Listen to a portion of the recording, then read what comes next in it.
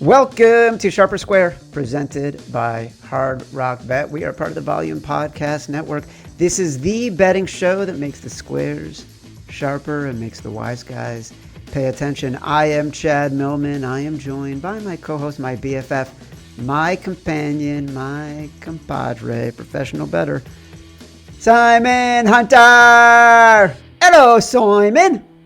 Chad. It's always funny going back and watching our Sunday show because I honestly don't remember it. It's always a fever dream where I'm like basically just going through the motions. I'm just exhausted, chewed up at that point. And I want to apologize to everyone. I should have been more excited about our block kicks. I just think as a professional bettor, I'm excited at the moment, but I'm also like, I don't know if people saw the clip of Hurts when they blocked the kick and took it back for the touchdown. I felt a little bit like that, a little bit of like a psycho killer. So I do want to say I was very excited about our wins, 3-2. I love it every week. You just have to understand. I'm just holding on, trying not to say anything crazy on the Sunday night show. My mind is all over the place, and if it didn't come off, that I was very excited. I am. Anytime me and Chad can win, especially a gross week like last week, and we survive our survivor pool, I am on the inside elated. I just need 24 hours of sleep before I can really express it. It's so funny that you bring that up. You and I haven't discussed that, but I got on that show and I was like overwhelmed with joy. You're a normal human. Yeah. And like I was actually surprised, and I thought to myself, man, he's really taking this sort of even keel professional better. I asked you, like, on the show, I texted you, can you believe what's happening? And you just texted back football. Like, I stand by that. I stand by that. I know, but your lack of enthusiasm was marked. We haven't talked about it. I'm glad you're referencing that. Fans asked if I was all right, and I was like, yeah, I'm not dead inside. It's just a hard job. I know people think, it's easy at some points of your life, but yeah, the stress of trying to get the picks right, not sleeping, and then it comes through.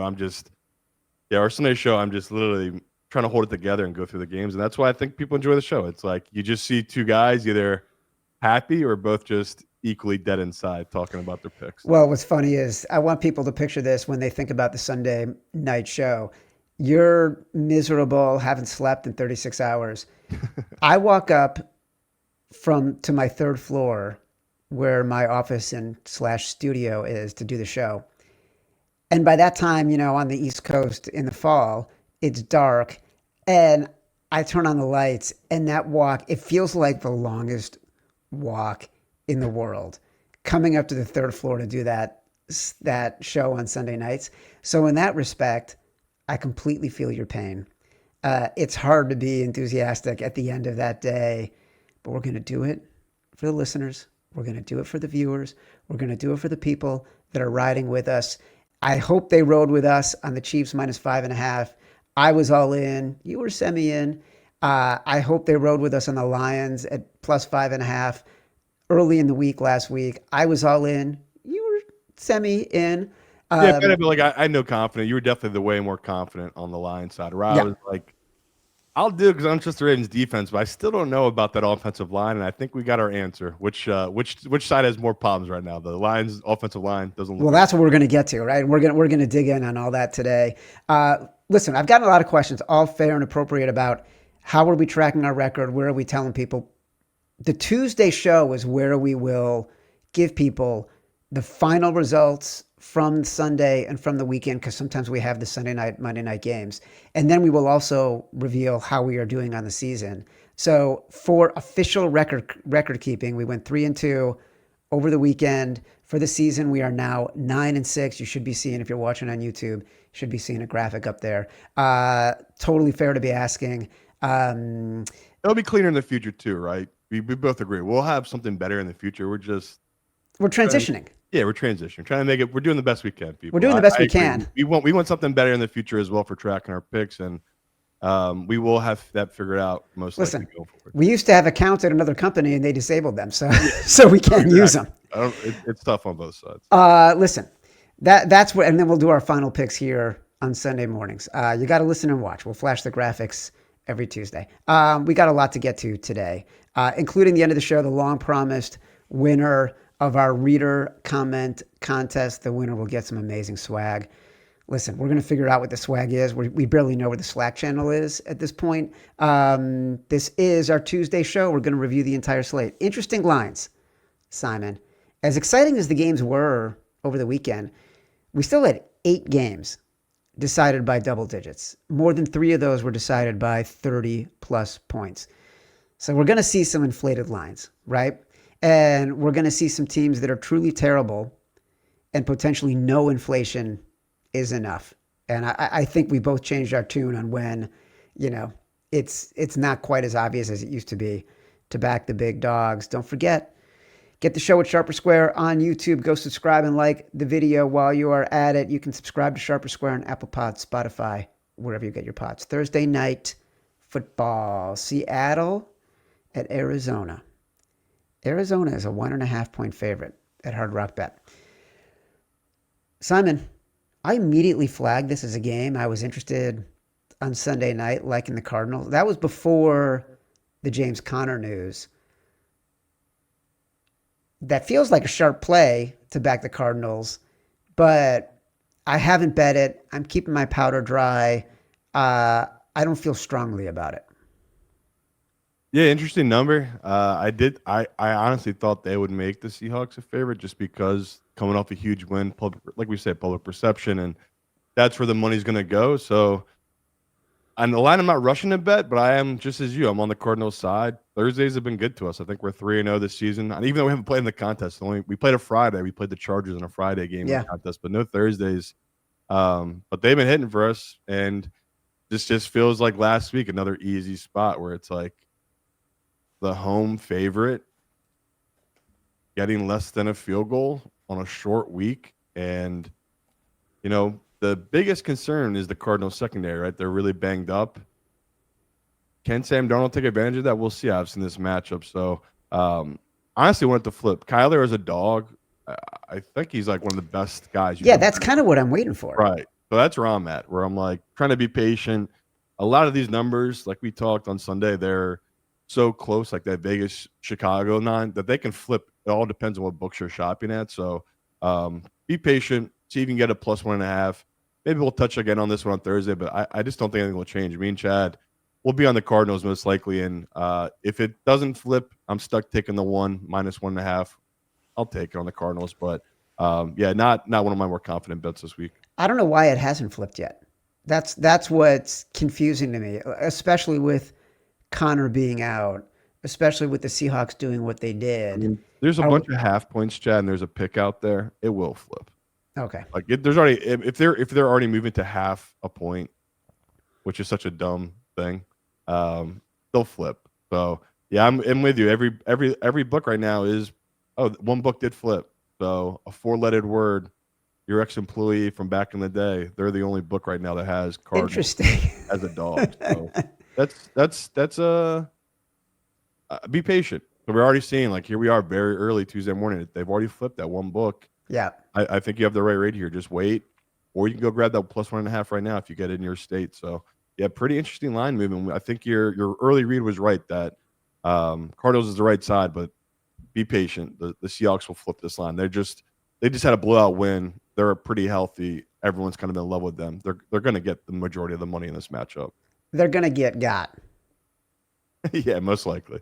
It's never a good spot early in the season here where you have huge wins and you have a short week playing against a team that just lost in a divisional game. Yeah, it tends to be historically a bad spot. So I'll look at the trends and stuff, but I'm almost positive they're going to back the Cardinals here in this number in this spot. Simon, can I wish you a top of the morning? Because we're going to Dublin and the Minnesota Vikings are playing the Pittsburgh Steelers, and the Pittsburgh Steelers are 2.5-point underdogs. The game's at 9:30 Eastern. You're going to have to get up a little bit early to watch that game. Wacky line movement on this one because the Steelers were actually 1.5 favorites heading into the games on Sunday. And then, because of what the Vikings did against the Bengals, and I think a little bit about what the Steelers did against the Patriots, the line has moved a full 4 points since the end of both of those games. I get it. I get the move. Like, the Steelers have not been impressive to me at all. They needed to bring blitzes to get pressure against the Patriots on Sunday when they've spent about $100 million on defensive specialists who are supposed to be getting pressure without needing to bring the blitz. Aaron Rodgers still looks pretty mediocre and pedestrian. They kind of won that game because the Patriots literally handed it to them. But am I buying Carson Wentz? Is that a sharp idea, Simon, to buy Carson Wentz? That would be the square idea, right? And, yeah. I'm killing myself because we joked on Sunday. I bet it because I thought this was in Pittsburgh, and this line makes total sense being in Dublin. The Steelers have been outplayed in all three of their games. Should be 0-3. You know why they're not, Chad? That Tomlin magic. The man does it every year, and every year people have this same conversation you're having right now is they've been outplayed, they've done this, they've done that, they're not that good, and they will be 9-8, and it will not make sense to anybody. But this is like the first year I could say that people will have their doubts because there's so much to point at. Like, how can this luck continue? Where, like you said, their defense is bad. Like Aaron Rodgers, you can just look at the numbers and the metrics. You don't even need to watch the tape. There are so many ways to attack him now with all of his glaring weaknesses. There's so many things he cannot do.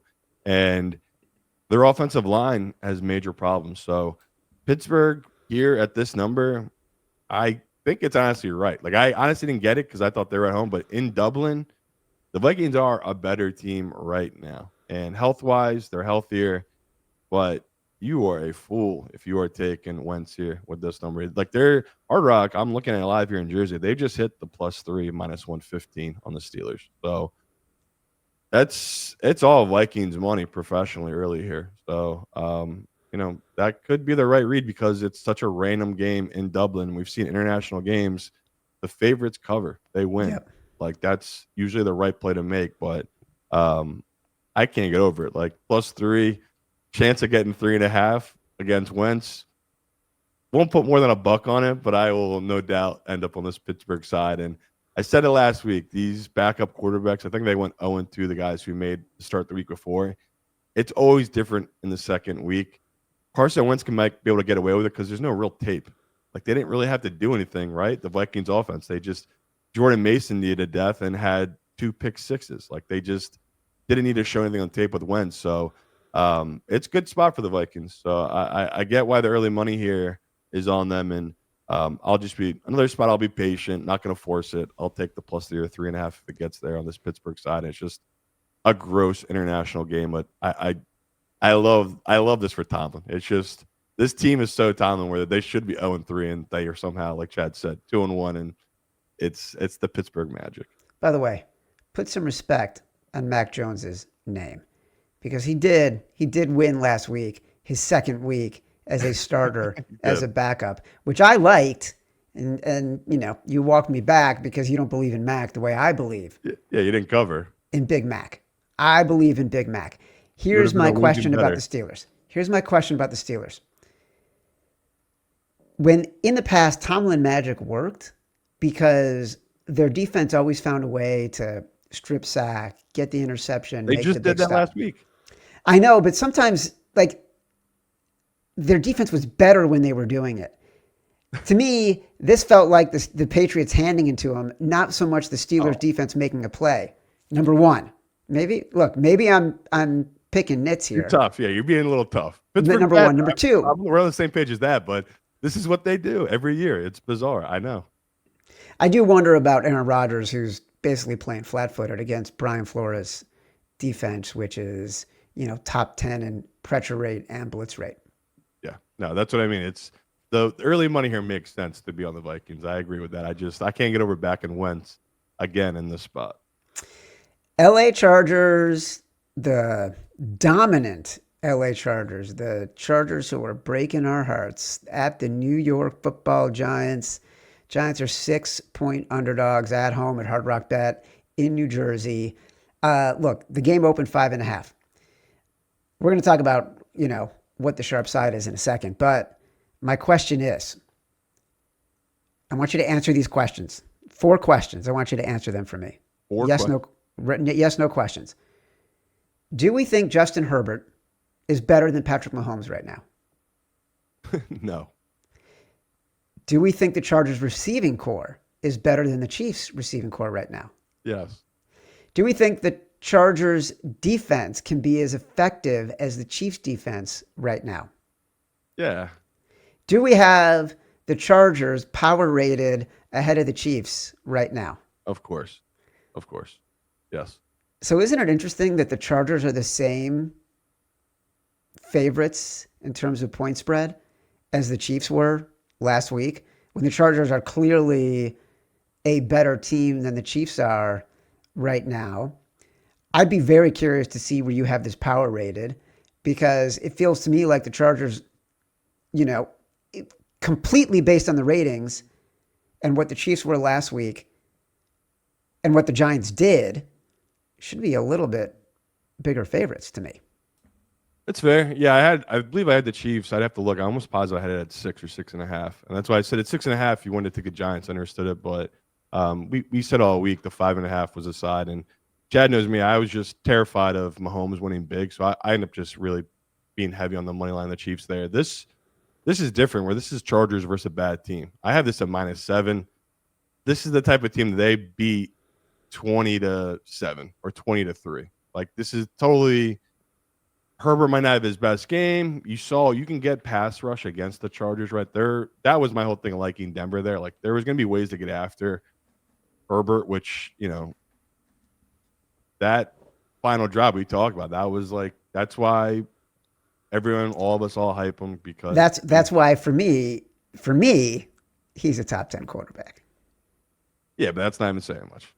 He's done anything. Congrats on having him as your top 10 for a guy who's not done anything. You don't have him in your top 10. I have him in my top 12.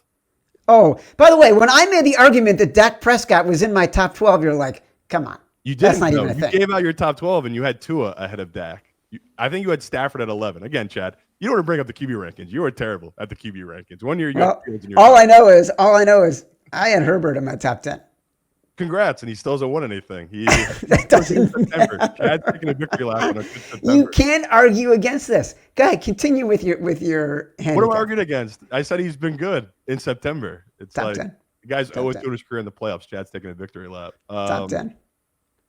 Chad didn't have Hurts in his top 10 last year. Great call, Chad. You're killing it. Keep it up. I had Hurts this year in the top 10. Wow, great call. You won the Super Bowl. Oh, don't get pissy with me. Continue with your analysis. You brought it up. Please. This is what you wanted. You want to bring up Q rankings that you're terrible at every year. Justin Herbert, top 10. Yeah, Herbert's aside. Like, I think our contest will be 5.5 because that was the opening line. I will be very tempted to put them in on Sunday. It's just a good number in a team that should have lost last week. Huge win. If you're trying to catch them here, right? Because I think they're 3-0 ATS, so historically probably a bad spot. But it's just interesting where it's 5.5, 6 against this Giants team. This should be a really good matchup for them. It's like they have a suffocating defense and an offense that can move the ball against this type of defense that the Giants have. So, yeah, I think your early read is right. Probably should be 7. They're kind of giving their respect to the Chiefs because that was such a prime time area spot, I guess. But early money, obviously, Chargers here. I'm like looking at the splits. It's same thing as the Chiefs. It's all Chargers money. So I think we're going to start seeing a pattern here of the pros, the sharps. They're going to like the Giants side every week, and the squares, like we are. We will try to fade this Giants side every week because we just think they're bad.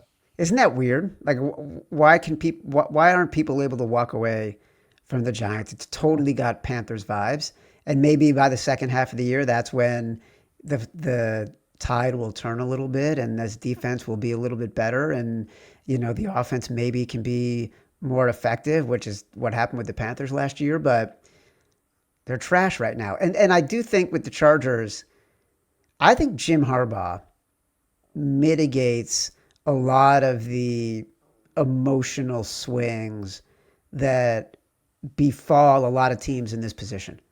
The way he manages his team, the way he coaches his team, he's so sharp with the rules. Like, there's not going to be something that they don't take advantage of that might wreck other teams that don't have him as a coach. I think he's just really good. Yeah, he's incredible. Yeah. This, I wanted to make this Chad loves. And it scares me a little bit because it's so chalky. It is. You could be getting the best of the number where this could easily get up to 7 by kick. I mean, like that was the thing that was spooky about the Chiefs, where it's like I couldn't believe we were still getting the 5.5 that Sunday night, and it's like this is such a good number in a matchup they should win, and you can't always be scared off, right? Chiefs rule, what was it, 22-9, and it's like gotta trust your gut. So that was again great call by you last week. If you want to do Chargers, I'm not going to fight you off. I told you if it's 5.5, Chad, I'll probably be with you on Sunday getting in our contest. I might want to come back to it. I'm going to come back to it. All right. You helped talk me into that, and it was one of like 3 or 4 that I'm debating. I didn't have a consensus yet. Carolina at New England. The line is 5.5 right now. Yeah. What's weird is the line moved up 4.5 to 5.5 with the wise guys coming in on New England. Do you feel like that's the sharp side here? Definitely though. Definitely. You do. Side. Because I couldn't believe this number. My model has this at 4, but I'm not gonna get sucked in on this one because it is. Do we want to back the Panthers out? They just won 30-0 against a Vrabel team that, once again, is very desperate in a corner and, like you said, had the worst turnover luck ever the prior week. I mean, 2 red zone, end zone turnovers. Dude. Just absolute killers, but that's what it's going to be like with a young quarterback in Drake May and running backs that just have fumbling issues. And, you know, the brutal part for the Patriots right now is the kid they took, Henderson, who has insane amount of talent. They can't get him on the field because he can't pass block. Right. And that's always the scariest part with these teams taking these kids out of college because some of these kids are so good they never had to pass block, right? If they were on the field, they were getting the ball. And if a guy was blitzing, they would just flank him out of the backfield. They never had to hit the guy up the middle. So it's a little nerve-wracking. Like I honestly wanted to be on the Panthers. As soon as I saw this line, again, I didn't bet it. I was like, that's a Panthers line. We got to be the Panthers. Like Chad said, it's moved up from 4.5 to 5.5 in a couple books. Yeah, Hard Rock, I'm looking at it right now, it's up to 5.5. So it gets a 6. I don't know. Maybe I won't be patient enough. I have to take this Panthers team, but I can tell you the professional side is the Patriots. This is a Patriots line, Patriots number, but I can't get over the fact that Panthers are undervalued. But yeah, it's interesting this number is this big because I don't know about you. I view these teams as the same. I think they're both, bottom tier teams that any week can be good if they get the right QB play, but overall they're just not trustworthy. Yeah, I'm kind of surprised this line didn't open closer to 3 or 3.5, to be honest. It opened really big, which was surprising to me. And that's why the move was surprising to me, that it went so heavy in the Patriots' direction. And I don't know if it's people looking at this game as the Panthers were basically handed a game and won and didn't really have to do anything outside of themselves to win it. All they had to do was not screw it up. And the Patriots, flip side, handed the game away. You just mentioned it. They had a Drake May interception in the end zone when they were driving for a touchdown. They had a Ramondre Stevenson fumble as he was about to cross the goal line. 5 overall turnovers. They didn't recover any of their fumbles. That in itself is sort of... It's crazy. Crazy, right? Like you can force fumbles and that is a skill, but recovery of the fumbles is entirely luck. They had 2 other turnovers that were in Steelers territory, including a Drake May fumble when they were driving, which led to the Steelers game-winning score. So I can see why the number moved a little bit because but bettors have to believe that the Pats will just be less unlucky and the Panthers won't be as lucky. But awfully high for a quarterback and Drake May, who we have refused to bet on because we just don't believe he can execute for a full 60 minutes. Yeah. There's a lot of fishy lines this week. This was one of them. Fishy.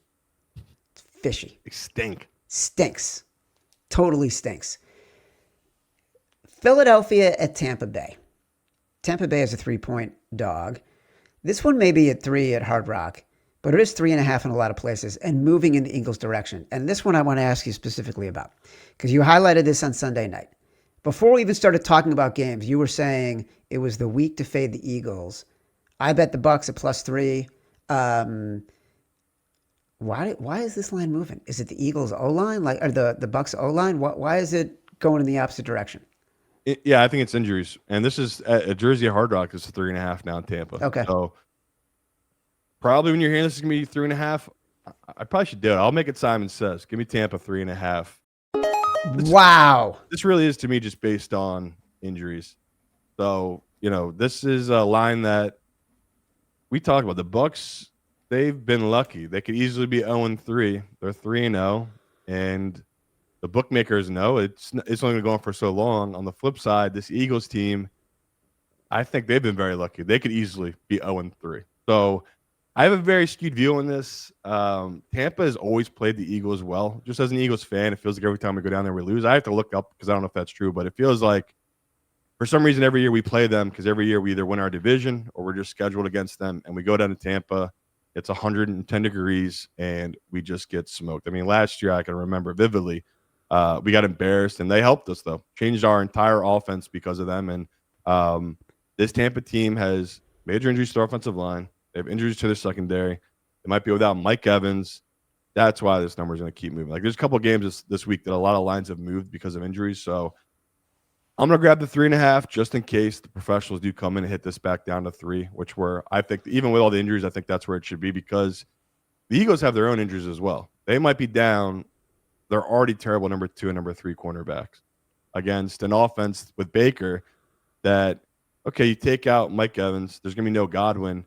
We saw him last year without Mike Evans and Godwin and just no names, and he won the division. He pushed it downfield. Like, there's just a bunch of ways this team and the Bucs can attack you. And the Eagles right now, as great as they looked last week, we talked about it. There's so many of the things that went their way, as unlucky as they were in the first half, was very lucky in the second half. So championship pedigree, all respect to the Eagles team. I do think they'll win this game somehow at the end. That's just what Hurts does. But now that we have the hook, 3.5. I mean, this is another one on Sunday. Going to be very, very tempted to put this in our contest. It's going to be all Eagles money, all the teasers, all the parlays. The public is going to be all over this Eagles team. Because I don't know about you, Chad, and I'm not the biggest social media person. It felt like every sucker in the world was complaining about their Rams bet that lost last week and how it was the worst beat of their lifetime. And it's like, they don't get it. They're just a cog in the machine. They probably have this every other week, worst bet of their lives, worst bet of the year. So no one, like, we're going to talk about the Rams coming up. No one's going to be on them, but everyone that lost to this Eagles team is going to be on them. And they know the injury report of this Bucs team. So this is for sharp and square. The square side can be the Eagles, and very, very sharp side is going to be this Tampa team. But respect to the professionals. They've been taking the 2.5 that was out there on this Eagles team. They took it right away. Some of them are even taking the 3. So, yeah, 3.5, I feel like is a really good number for us to be taking on this spot. Yeah, I actually like it at 3.5. And there are reports that Tristan Wirfs, their left tackle, could be back. There are reports, by the way, that Chris Godwin could be back. I know. And that's why I want to grab it now because, like you just said, it could move. Totally could move. And by the way, thank God you're not spending too much time on social media.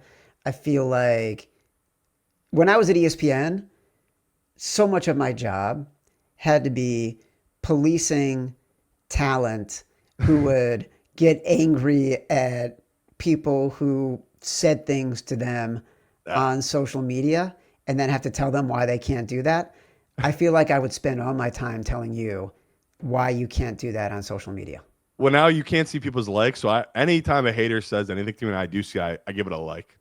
Because I just think it's all kind of funny where it's like, again, before the games are over, people tell you how stupid your picks are and then they win. And then it's just either delete a comment or they block you. And it's like, okay, guy. Washington, Atlanta. So on Sunday night, this was the first bet I made. I took the Falcons +3. Simon, if we're talking sharp or square, this was a sharp move because it's down to 2.5. I don't know if I like it as much at 2.5. No, I would say if you had confident at 3, still be confident at 2.5. But I told you I don't know where to go with this one. I needed more time to watch the Penix film.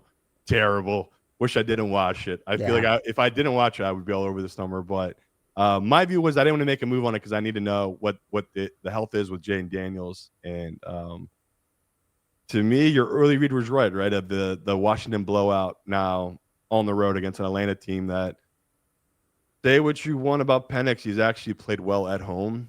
And again, extremely small sample size, but I just even when we talked Sunday night, I was like, "There's no way I'm going to end up having this one be one of our fives unless Atlanta got up to 5 or 6 in our contest where Daniels got cleared, and it just people extremely overvalued Washington. This feels like a Daniels is going to play number, right?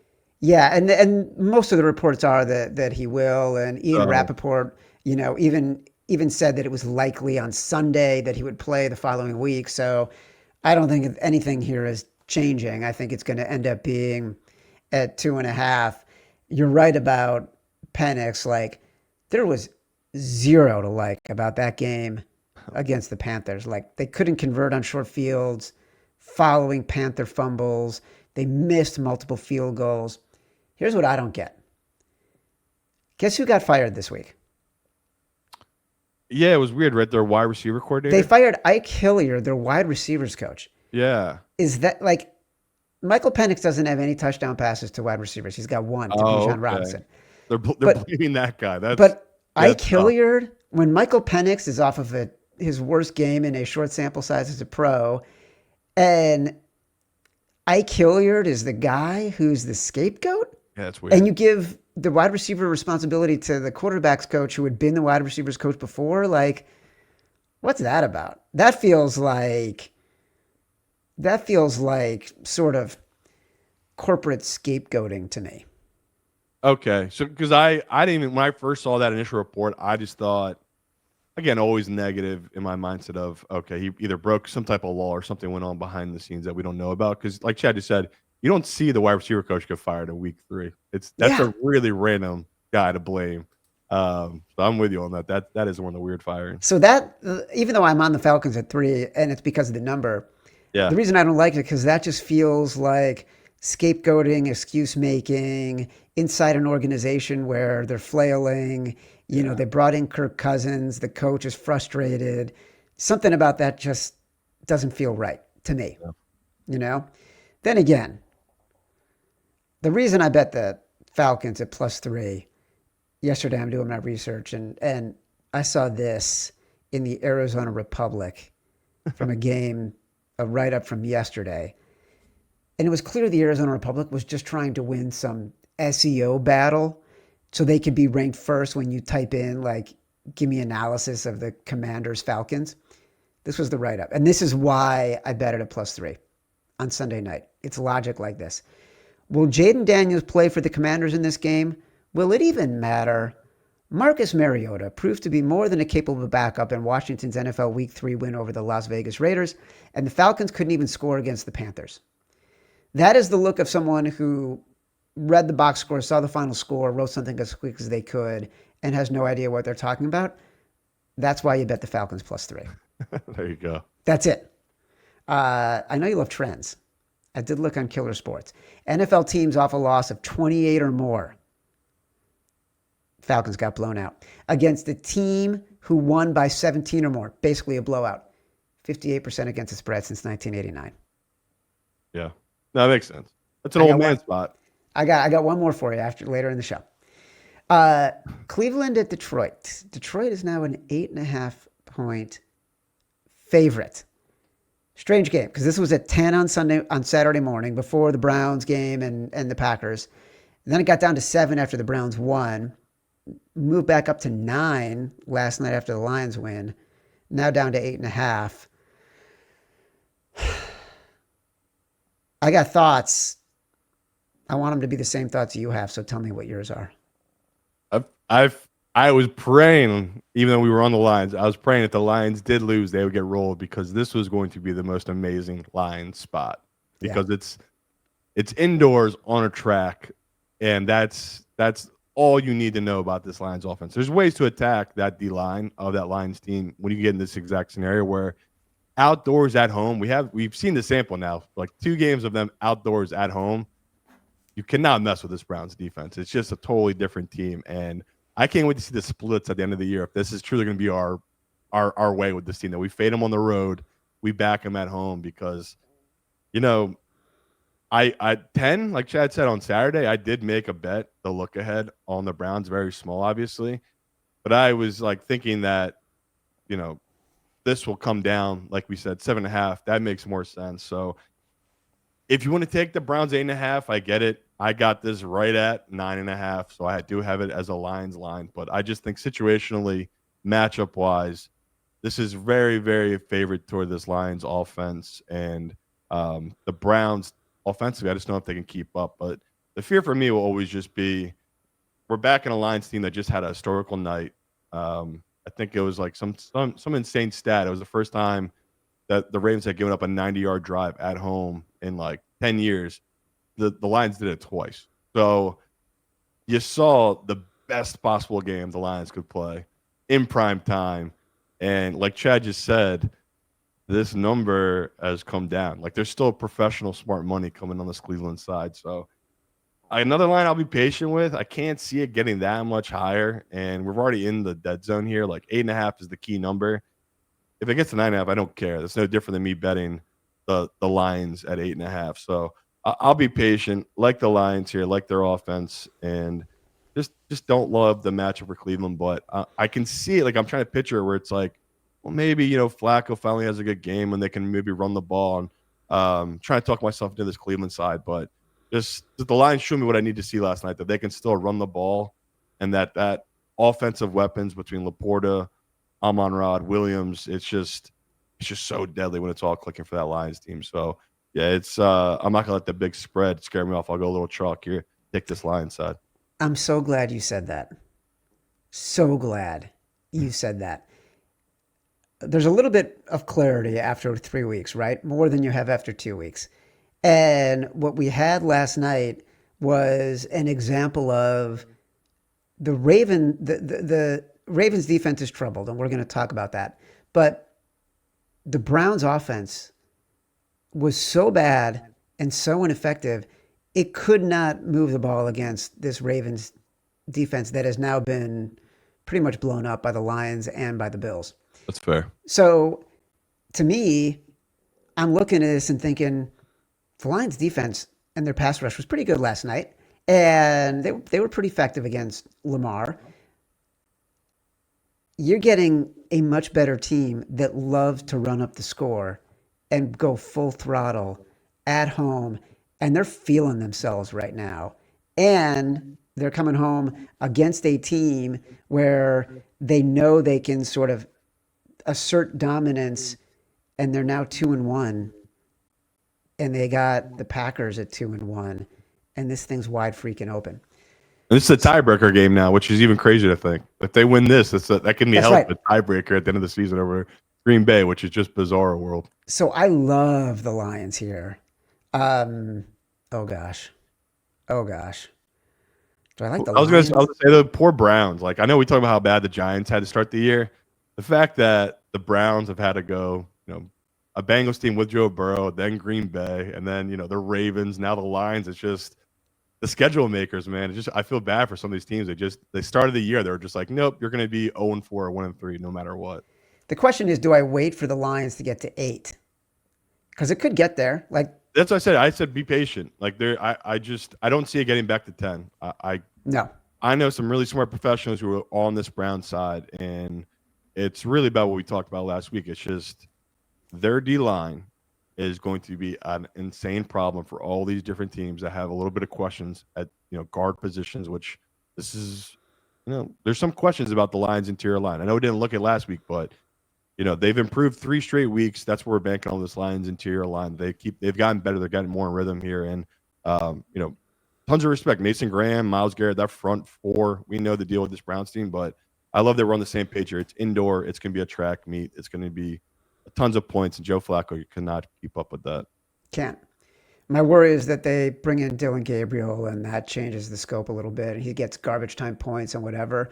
I'm gonna walk away and try to temper some of my enthusiasm and not go all in on a team that just had a massive win on Monday night. Yeah. I think the number's a little bit skewed. I think that it should be closer to 10, to be honest. So I still like the Lions, but I want to wait until I can get a better number. Patience, right? Look, that's all our favorites we like.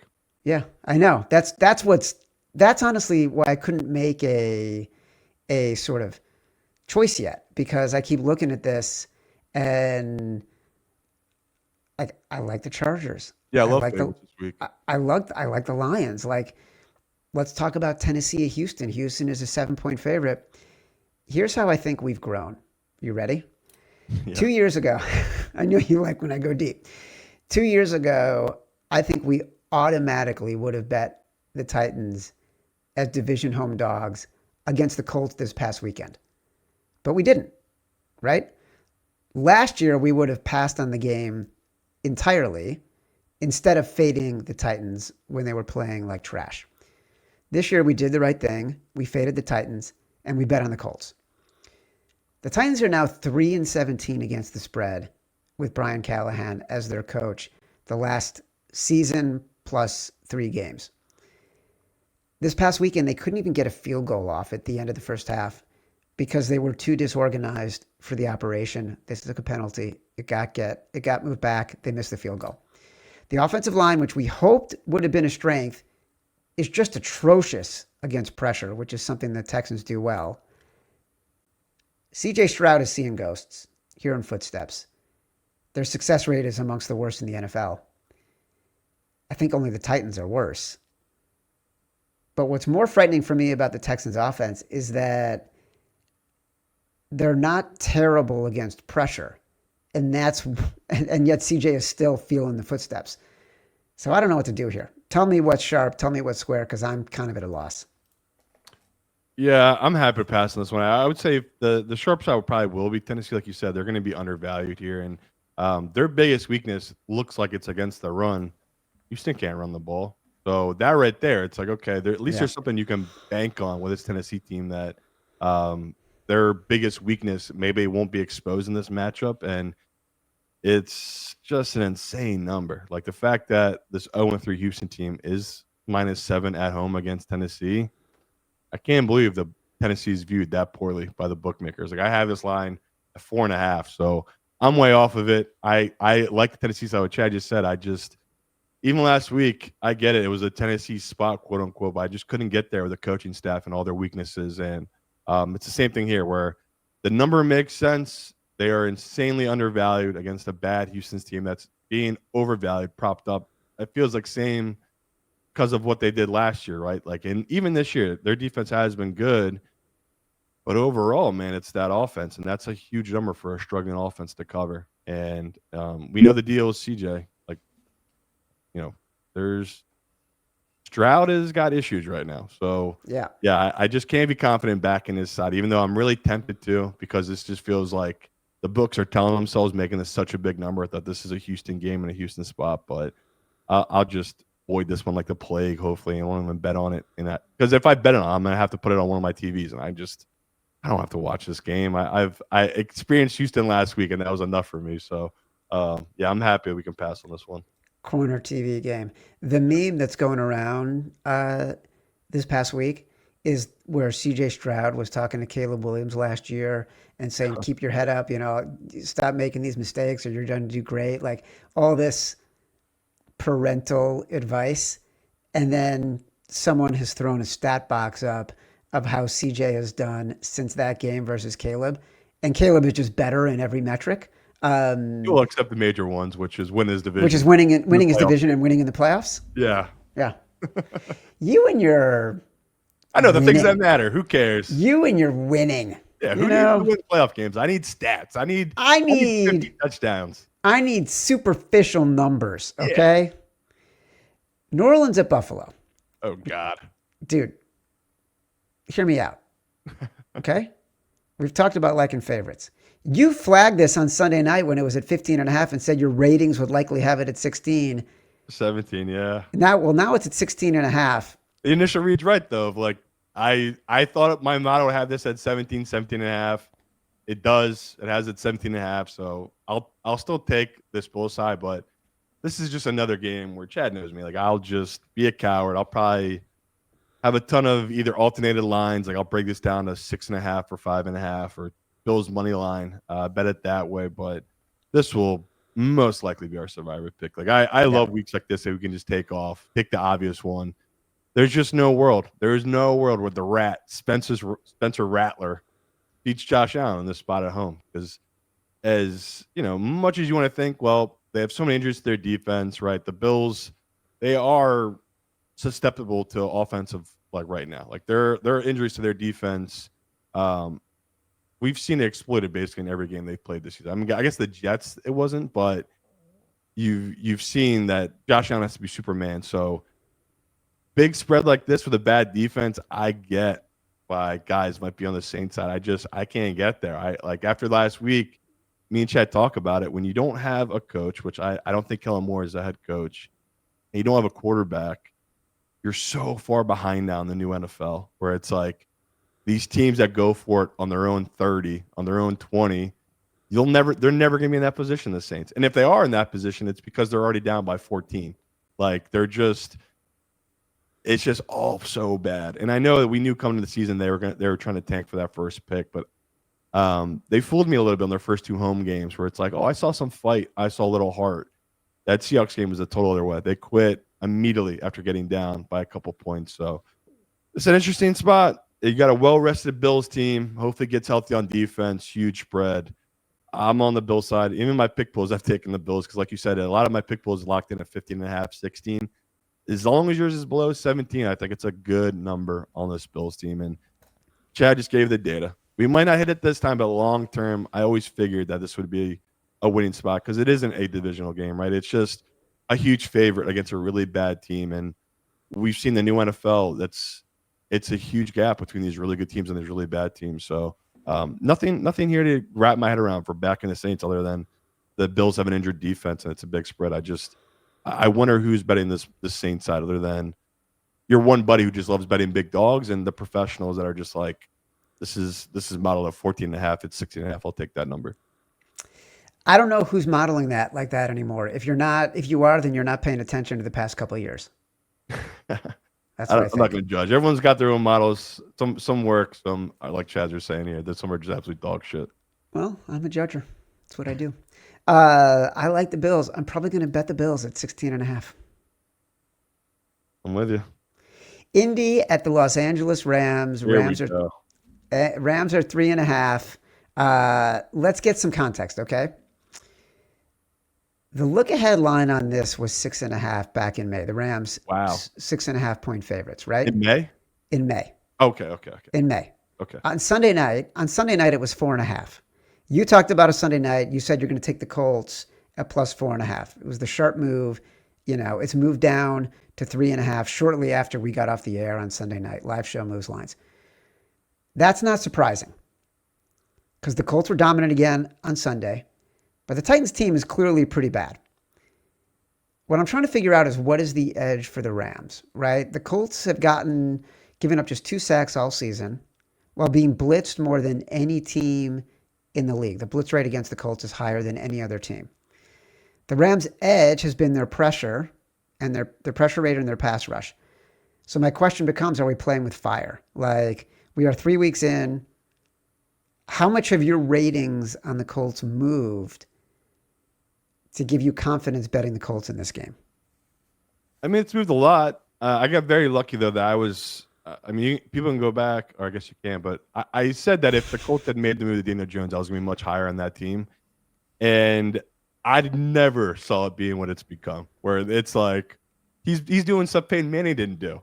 Peyton Manning had the most juggernaut, insane offenses. Like, I look back to my childhood of, like, those Peyton Manning years, my teenage years, it was like he was the GOAT. He was the greatest, even though Daniel Jones has done better and broken all of his numbers early here. And it's like that's the Shane Steichen vision. That's what he's just been pounding the table, that if he just had the right guy, that they had the pieces there to make it all work. So Colts couldn't be higher, the vibes right now. And that's what I bet that opening line. I couldn't believe it was 4.5, and I just knew there's no chance it would go up.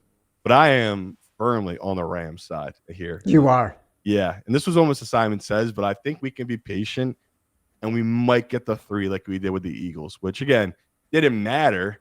But that's my job. I'm just trying to get you people the best number I possibly can here. And this, to me, looks like a number that could keep coming down because I think a lot of what you said is true, that the general public and professionals alike will be on that Colts side with that number because through 3 weeks, they have looked like the better side. And they look like a pretty even team. I know it sounds crazy to say, but, like, they're not that different than this Rams team when it all is said and done. And The biggest weakness to me is this Colts secondary can be attacked.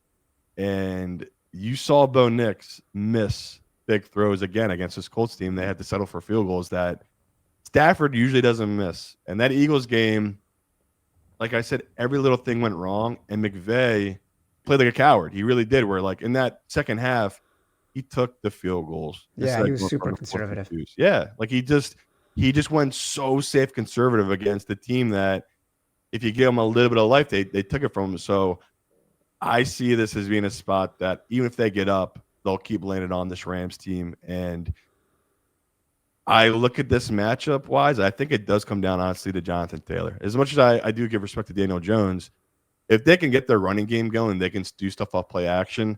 That's where you've seen Daniel Jones really excel because he's getting outside the pocket and he either has a deep down the field read in Warren or Pittman in the middle of the field, or he picks up that 5-7 yards on that first down of his legs. And that's been so huge for that Colts team where it's like, it's what Anthony Richardson couldn't do. He always just took the run or he couldn't make that mid-level throw.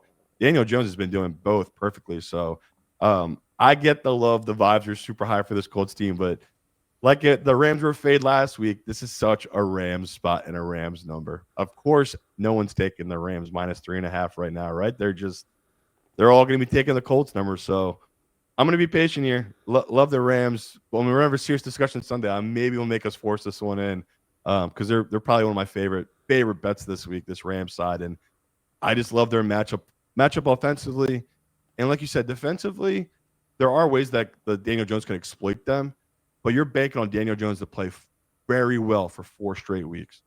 That is, in the NFL, only the very top level guys can stay consistent week in, week out. So, like you said, it's scary. We're stepping in front of obviously the hottest team in football, one of the hottest teams in football. But I'm going to trust the numbers here, trust that they're overvalued, and trust that this is a same Colts team that, should have lost to Denver.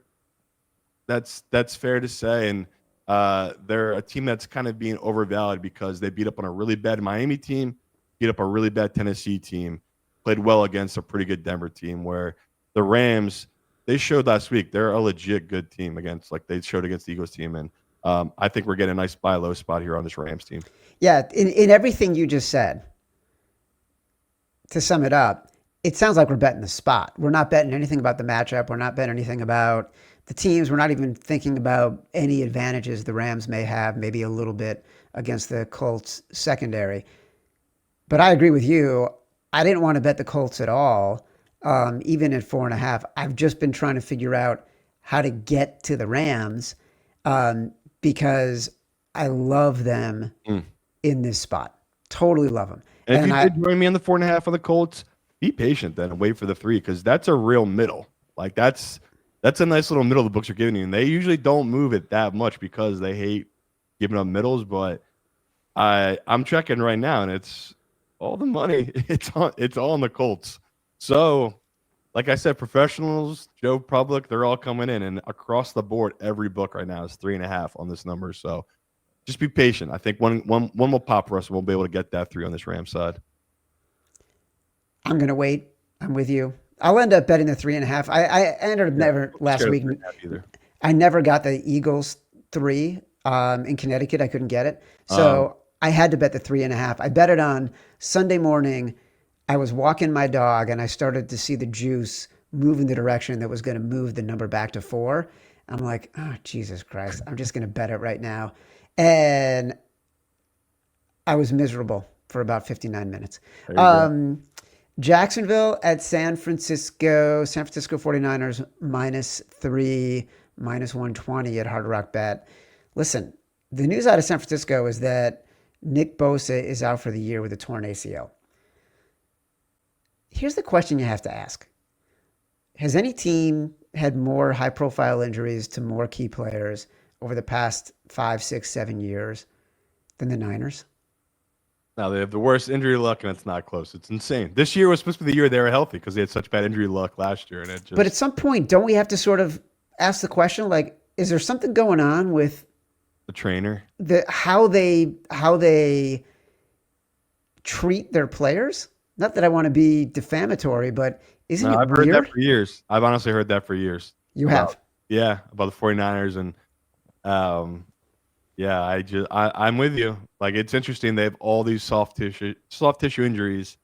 The Bosa one obviously is just bad luck. But yeah, this game, another game where I just couldn't believe this opening line. To me, it's a Purdy line. Yeah, So, because it gotten up to 4.5 after the game. oh, okay. It Maybe got up to maybe 4.5 on after the games on Sunday, and then the buyback started happening. maybe it's not them. Maybe it is a Mac Jones line. But I have this. If it's Purdy, I have this in -6. And I know there's a ton of injuries to this 49ers team. Saleh is like he might be the best defensive coach in football. I know Flores is unreal and Fangs is incredible for the Eagles, but like I can't get over the schemes and the stuff he's doing with the talent they have on this 49ers team, which I talked about coming in the year. They're a very young defense. And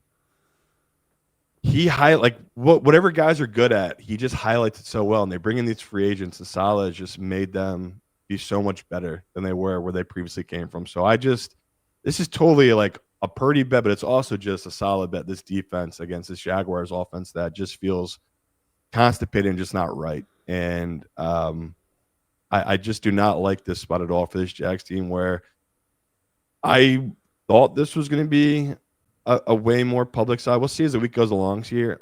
But every pro I've talked to is just like me. They're on this 49ers team. So this could be another sharp first square where the public is very square on this Jaguar side, taking a public dog here. And this 49ers team got away with one last week.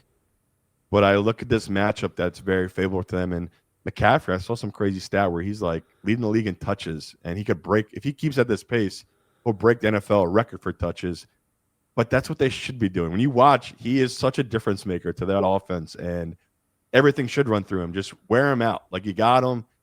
We've seen him McCaffrey. When he's healthy, he is the guy. So like you can't predict injuries, and to me, should just keep doing what they're doing, run their offense through McCaffrey. And this is a great matchup for McCaffrey as well. So this Jaguars team, they're 2-1, but they don't feel 2-1. They feel very fortunate to be 2-1. Easily could be 3-0 as well, though. Another team like that, but I think this line makes total sense. I had a couple people ask about this one because they're like, why are the Jags a dog here, especially against Mac Jones? But I think there's a Purdy line. Like again, I can't believe it came down for 4.5. But I if this is Mac Jones, I'd probably make it closer to a pick or maybe -1 49ers. But with Mac Jones, like I said, with Purdy, like I said, I'd have this closer to 6. So I think if it is Purdy, he gets cleared. He's moving well in practice. Like I'm gonna be checking all the beat writers' feeds, seeing how he's moving, watching film him in practice this week. If he does practice, I need to see him pushing off that toe and moving on that foot. And I talk to ex-football players all the time. These type of injuries, they say it doesn't matter because you're literally getting shot up on Sunday anyway, or he won't even feel it anyway. But I'd like to see him sober in practice, pushing off I just want to see the pain threshold and how he's maneuvering, because we talk all the time. Purdy's legs is a big weapon for him. Yeah. He's really mobile and great in the pocket that way. So, yeah, I know it's crazy. We keep giving out favorites here, but this is another favorite I like. I like the chalk this week. You just mentioned Trevor Lawrence.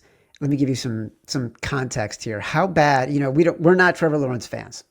No, Full stop.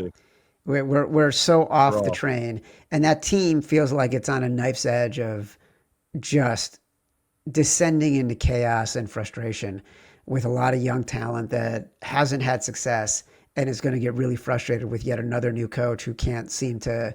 And this is not a Liam Cohn thing. This is just a nature of the situation they're in because of the talent they have. The Jags EPA per pass, expected points added per pass, is 23rd in the league. That's not very good. That's a reflection of the quarterback. This is while their sack rate allowed, second lowest in the league. Pressure rate allowed, lowest in the league. Blitz rate, meaning how often Trevor Lawrence is being blitzed, fifth lowest in the league. With no pressure. They played, Chad, let's see who they played real quick. They played Carolina, Cincinnati, and Houston. And that's Chad giving out those numbers. With no pressure, Trevor Lawrence cannot be effective in the passing game. What is he going to do against Robert Saleh, who, like Simon just said, and who, by the way, during the offseason, we kept saying he might be the most important addition to a coaching staff other than Ben Johnson? I'm dying to bet the Niners at -3. Yeah. Yeah, it's a good number. We're all over the favorites here. Baltimore or Kansas City? Kansas City's plus 2.5 Hard Rock bet. We're being tempted. Oh We're my God. we are being tempted here, Simon. Context again. The Lions moved from touchdown to 8.5 after Monday Night Football. The Ravens stay put at 2.5. Anyone who has done any betting during the Mahomes era knows his record as a dog, his record as a short favorite. Anyone who has done any betting during the past 2 years has watched since the Super Bowl, including the Super Bowl, this offense is struggling to find a playmaker. Is it Tyquan Thornton? Do we think the Ravens can game plan against him? Are the Chiefs closer to the Browns, who were ineffective? Are they closer to the Lions and the Bills, who couldn't be stopped? Like, the Giants game was a struggle for this Chiefs team. They needed every mistake the Giants made in order to lock in a cover against that team. Mahomes had to be otherworldly. What do we do here, Simon? What do we do? What is sharp? What is square? You know what to do here. This is the squarest line of the week. Ravens 2.5. The bookmakers, are they our friends, Chad? They're our best friends, apparently, because looks like free money. I cannot believe this line is still holding at 2.5. So I can't bet the Ravens side. I just cannot do it and come on the show and say that I'm a professional bettor. It is so chalky, so trappy, stinks to high heavens. I cannot believe this line is at 3.5. At least 3. Just every book is sitting on 2.5 and getting pounded. I was a sucker Sunday night as soon as I saw this number, just in case the Ravens were going to win. I took the 2.5, and it's like, there's no way. Even the Ravens lose, there's no way this is still 2.5. And here we are at 2.5 still. So in the playoffs, I would be putting my life savings on the Chiefs here. A home dog in the playoffs at this number against a Lamar team. But Lamar in the regular season, this is technically a good spot, a good number. I can't believe it. I cannot believe this number is insane because the books are telling you the Ravens are losing this game. Like they're not even saying they're going to cover. They're like, this is a crazy, crazy number to hang by the sports book. So I have to be on the Chiefs. There's no doubt I'll be on the Chiefs. I'm going to be patient and just hope it gets bet up. But just a bizarre number. And we talked Mahomes. Yes, he's been incredible in his career as a dog or, under 3 points. But I brought it up with that Eagles matchup in this exact scenario that the only other time he ever been a dog at home was against the Bills. And I believe he had lost 24-20 in that matchup, and the Bills had covered. And we just saw against the Eagles. Eagles were a favorite. I think it was either 1.5 or 2. It closed out. The Chiefs as a dog, they lost by 3. They almost backdoored it, but they just couldn't get it going. That end zone pick totally killed Mahomes. So this is the exact type of game Mahomes and Andy Reid have won the last 9-10 years. They just pull these teams down to the mud. They bring them on their shitty level, and it works. But it's just, I can't believe it. Like, something must be wrong with this Ravens team for this line to be what it is. And something must be wrong with Lamar. And I'm just not seeing it, and I'm overlooking it. And I can't believe it. I cannot believe this is 2.5. It is, to me, the most shocking. We talk about stinky, fishy lines this week. This is by far the fishiest line. So if this was late in the year, I would be all over the Ravens. I'm going to trust the trends, trust the spot. This is very telling by the bookmakers about this line. So I'm gonna take the Chiefs, but my God, I feel sick to my stomach doing it. But I know this is another long-term winner spot, and gotta trust the model. Had this at a pick, so I know I'm still high. My model's still high on this Chiefs team. It's just, it really is. I mean, I could say whatever I want about Mahomes, how special he is. It really is a Spags thing, though. Like, my model just, I always will give favoritism to the Chiefs and Spags defense as the season goes along. The defense always gets better. So now we're in 4 weeks. I've seen every week since that week 1 Chargers game, the defense has improved. Yeah. And that's my takeaway from it. Like, you can say whatever you want. It's Russell Wilson. I thought they played pretty well defensively against him and that Giants team. So, Chad nailed it. Our biggest question mark is Mahomes, his weapons. Can he make it work? This Ravens team just looks like they have major issues on defense they're working through right now. So, I can't believe this line. I cannot believe it. going to be the biggest need of the book? There's 2 games that are going to be huge needs for the books this week. This is one of them. The other one's coming up a little later on the show. One of these teams is going to be 1-3 after this weekend. I know, isn't that crazy? It's insane. Because I got both of these teams in every Super Bowl matchup bet that I have. Yeah, I mean, it's again, we're in September, so you got plenty of time. You're going to be all right. But I'm with you. That is crazy. One of them is going to have to come around at some point. Yeah. I'm surprised that you went that hard on the Chiefs. I thought when you started talking, you were going to say Ravens. I don't really have a strong opinion on this game. I know. How do you not take Ravens? That's why I can't believe this. Like Ravens coming off that loss, Chiefs coming off their win. You know, it's like the Chiefs looked terrible beating the Giants. Patrick Mahomes was running for his life against the Giants. Not your friend though. Just keep saying it to yourself. They're not here to give you money. You know who my BFF is? True, it is. You're my BFF. You're my friend. I am. Chicago at Las Vegas. This one is bouncing all over the place. No matter where you live. The Raiders were favorites in some spots, dogs in the others, -1 at Hard Rock Bet right now. You highlighted this immediately Sunday night when the Raiders were 1.5-point dogs. It's had a whole journey. At one point on Sunday, they were favorites. And so it keeps just bouncing back and forth, back and forth. I think a lot of it depends on, the state you live in and the book you're using. But the Bears beating the Cowboys and the way the Raiders lost to the Commanders is doing some funkiness to this line. Yeah, and I just the Raiders team, I knew coming into the season they were going to have some weaknesses on the offensive line. I didn't know it was going to be this bad. They can't get any sort of running game going, and we've seen Geno is not the best when he's under pressure. So there are some, if you're trying to back the Bears, there are some aspects you can like, right? They've looked like the better team through 3 weeks.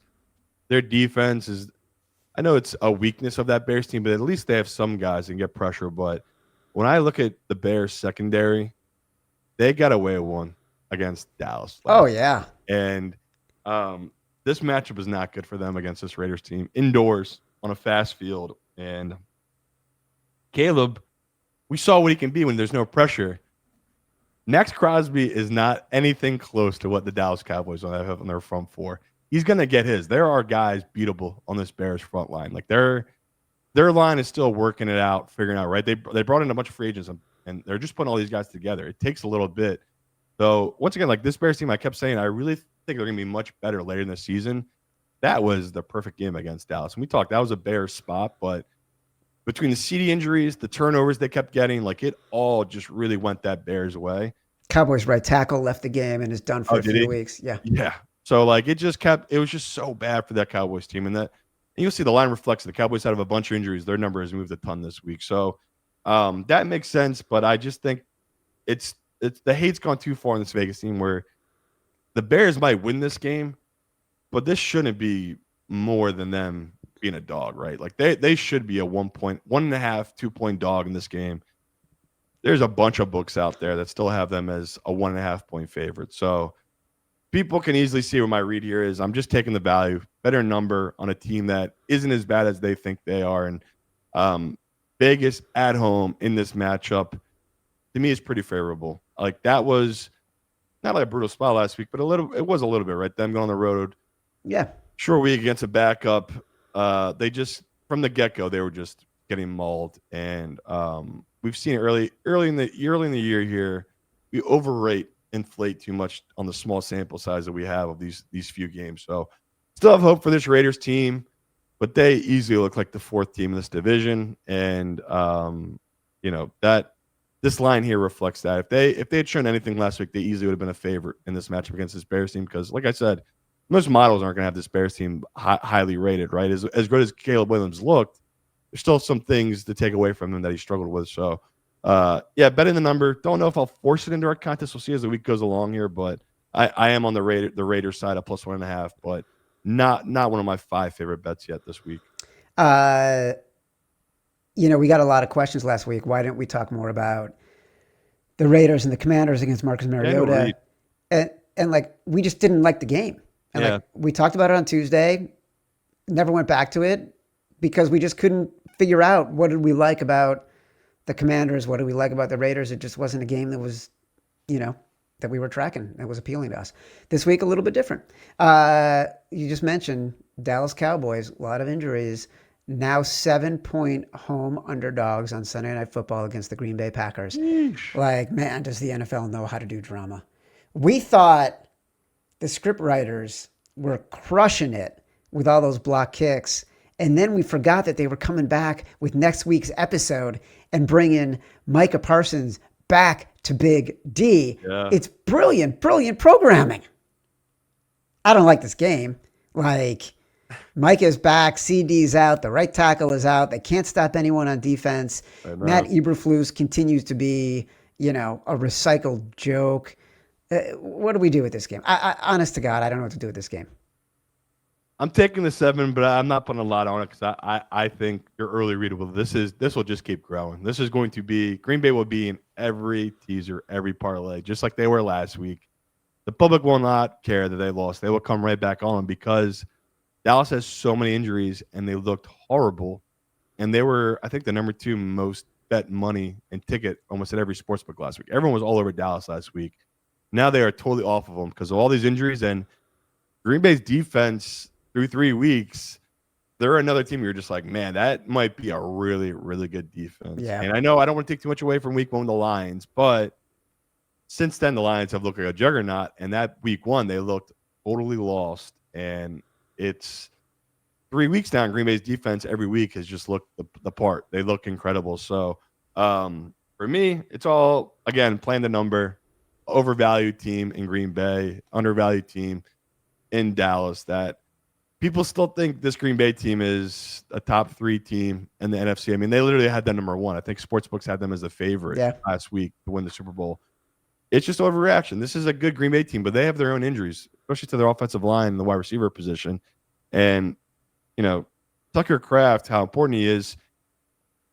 I thought you saw that a little bit with Jordan Love. He was using the other tight ends. Like it didn't really matter that much because the scheme they run there with LaFleur. But Tucker Kraft's a big deal to me when you already have injuries to your wide receiver position. You're relying on Golden, your rookie receiver that couldn't turn it upfield, right? His body carried him out of balance where he could have easily had a touchdown if he just turned his body a little more to carry upfield. So it's a lot to put on a Green Bay team that the hype was so high week 1, and I think it's still there. In Dallas, I know they have all these injuries. And I know their coach Schottenheimer seems like he might be an idiot, but I can't get over that. It's going to be the Sunday night game, and we might be getting 7.5 on Dak. Like Dak, he just, as a big dog, like the Eagles, he just covers in those spots. I don't know how he gets there, but he gets there. He always has in his career. So, yeah, could lose it. Could be a bad one. I don't know if I'm going to force it into our contest because I don't think they'll give us a 7.5, but at 7 right now as it sits at Hard Rock, I'm taking that number on Dallas. I can't believe how much love this Green Bay team, which they are very good. They are a much better team than this Dallas team, but a 7-point road favorite on Sunday night, I can't believe it. In week 4, it's like, I don't know. It's just bizarre how much love and respect Green Bay got so early in the year. Maybe it's because people love them so much in the preseason, but they're crowning this team so quick that Jordan Love hasn't done anything to earn that. This offense isn't consistent enough to earn that type of respect. So, I can't believe this number, but the pros are with the public. They've been hammering this side of Green Bay. It was, like Chad said, it was 5.5 Sunday night. All the injuries, CD's most likely out. Like you said, I didn't even know that they had an injury to their right tackle. That's a big deal. So, I'll play the number. I'll play the spot, but yeah, not going to be super confident on it. It's just insane the amount of injuries Cowboys have had to start the year. Yeah. Listen, Jordan Love, he's no Justin Herbert. Fair. Boom. Little callback for you there. New York Jets at Miami. There's 2 Monday Night Football games. This is one of them. The Dolphins are 2.5-point favorites. We discussed it on Sunday night. One of our YouTube viewers asked about the Jets in this game. We kind of both wanted to pass. Like this didn't compel me in any particular way. No, and I'll say this though. I know a really respected group that hit that Jets side. Jets did touch 3, and I can't believe it. Like to me, it was either Miami or no bet at all in this matchup. Like we got away with one last week with that Jets side, and I know we had 7.5 in the contest. I had a ton of 6.5s personally, so it was like Yeah, just total miracle type of cover and win there. And looking at this matchup, it's really about their secondary. I just can't get over how bad the Jets secondary is, their defense wise. And Miami, yeah, they've had some injuries off the line, but overall, the wide receivers are healthy. And you saw against the Bills, Tua can put it together. When it clicks right, it's all going right. He does make it work. Tua against a bad team. Like, that's the other part of it. Tua beats up on bad teams. So I'll take it. It feels like another sucker number like that Ravens game. But this side, I will take it. I don't think it's going to be as heavily public as Miami side. But, yeah, again, another game I don't feel great about. I bet it. It's my job to give out an opinion on it. I guess Miami, but my God. Thank God there's 2 games on Monday night, so I don't have to watch either of them. Well, that's what I was going to say about Cincinnati, Denver. I'm going to watch them, but holy shit, it was terrible. Dude, I fell asleep at halftime of last night's game, only because I stayed up way too late watching the Chiefs and the Giants, because I wanted to make sure I could send all my karma the Chiefs' way so they could cover that 5.5, because they were trying to give it away and let the Giants go down the field. Cincinnati at Denver. Denver's a 7-point favorite in the second Monday night game. I might not make it to kickoff for this one. I'm going to say it right now. I know you're going to laugh at me. I think the sharp side is taking the 7 in Cincinnati. They got blown out. There's never going to be more value. I think Denver is still being overvalued. The problem is Bo Nix looks great against bad defenses and looks pedestrian against good defenses. So he's playing a pretty bad defense. That means he could light him up. I'm not going to bet this one. Slight lean Cincinnati. Sharper square. I agree. I guess the Bengals would be the sharp side, what you said, but I don't know. I'm on Bo Nix, and I said I'm on chalk this week. This is another side where you have to get right, Bo Nix. This is such a get right spot against just overall a terrible Bengals team. And I know we took a lot of heat from their fans being like, what more do you want? They signed their receivers, they signed their quarterback, they signed their D linemen. You guys are too hard on them. And it's what we talk about all the time. It's like a 10-year-old's building the team. It's like a Madden team. They don't address the weaknesses that their defense had or their offensive line. And now your quarterback's out for the season. So I'm not doing it. I think Denver's defense, great match for them against a horrible backup quarterback in Brownie that, he can make big throws, but we see it time and time again. He can turn it over. He's just a guy that's loose with the ball, and that's where Denver wants to be. They want to be against a guy that's throwing the ball, pushing downfield. And on the flip side with Bo Nix, they don't really have a guy that can spy him like the Chargers really did. There's ways for him to attack with his feet outside the pocket, and that's why this number is what it is. They win. They cover that game last week. Probably 7.5, 8 at this point. I mean, I'm looking right now. There's one book at 7.5, so I guess that's where it is heading. So I'll take Denver -7. I can't believe I'm on Denver and Miami Monday night chalk, but it's terrible. It's just terrible. It's just speaking of chalk. I've made my Chad's choice. My Chad loves decision. Are you ready? Chad loves the Los Angeles Chargers -6. Couldn't get away from it. I couldn't get away from it because when we go through the games, like I told you, other than the Falcons, who I loved at +3, and now it's at 2.5. Yeah. The only teams I like this week are favorites. All right, Simon, as we are talking about this game, the Chargers game that I love, it's been announced that Russell Wilson is being benched in favor of Jackson Dart. The line is moving. You can't get the 6 anymore. It's at 6.5. I still love it at 6.5. I might like it even more. Tell me why I'm being so sharp right now. Yeah, we both love it, and it's really, again, it's going to come back to that defense. It's a great defense now going up against a rookie making his first start, and me and Chad have seen this before, right? We've been burned by the rookie making his first start because there's no tape on him, all the unknowns. But when you have a defense that makes you bend to their identity like the Chargers defense does, I still feel confident, and I think it's a good number. You're still getting under 7, still trust the number, and yeah, obviously would more confident at the 6. 6.5 is not going to scare me off. As long as you can shop around people, get under that 7, which is such a key number. I think this is a good spot, good number for this Chargers team. And man, Jackson Dart, talk about a bad time to pick your first start. This is brutal. Kind of crazy that Brian Daboll would tell the world on Tuesday instead of waiting a little bit longer. So now the Chargers and Jim Harbaugh can prep for that. But that goes kind of in keeping with how incompetent this Giants team has been throughout the Joe Shine, Brian Daboll tenure. All right. The last thing I want to do, we've been promising it for a few weeks.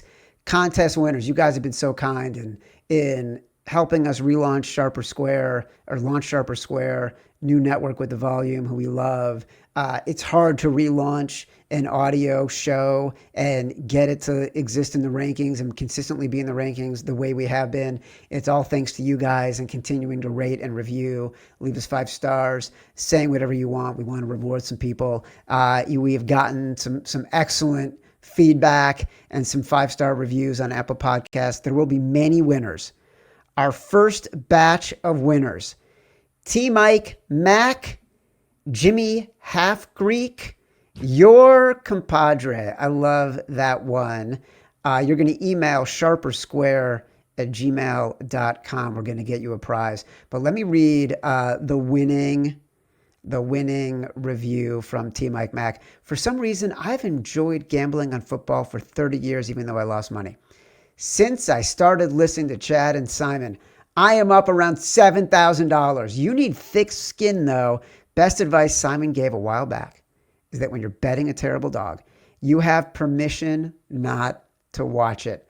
There have been so many games that were so hard to watch, but we pulled it out in the end. Thank you for your 5-star review, T. Mike Mac, and everybody else who has done it. T. Mike, you're going to be getting some swag. Jimmy Half Greek, your compadre, you're all getting some swag. Thank you to everybody who's been listening and leaving the reviews and rating, and keep doing it. We're going to keep giving out some more stuff. Let me run down the games that we're going to focus on Thursday. We'll probably talk a little bit about the Cards, and hopefully they've gotten to be dogs at that point. Chargers -6, it's moving. Simon says Chargers -6 is Chad loves. Simon says is the Bucs at +3.5. Lions -8.5. We're hoping it gets down to 8. Buffalo -16.5. What happened to us? Rams -3 is what we're hoping to get. It's at 3.5. Niners -3. Jesus, Simon. Chiefs +2.5. Thank God we're getting back to who we are. And the Raiders -1. We're hoping that flips back. A lot to talk about on Thursday. Brother, it's a lot of freaking favorites. This has been Sharper Square, part of the Volume Podcast Network. We will be back on Thursday with the games we are zeroing in on, plus our Survivor pick, our head-to-head battle, brass balls, so much more. Watch or listen on YouTube at Sharper Square. Like the video, subscribe to the channel, download us from Spotify, Apple Pods, wherever you get your pods. Subscribe, rate, review. Keep those Apple Podcast 5-star ratings and reviews coming, because feedback is a gift. Until next time, love you.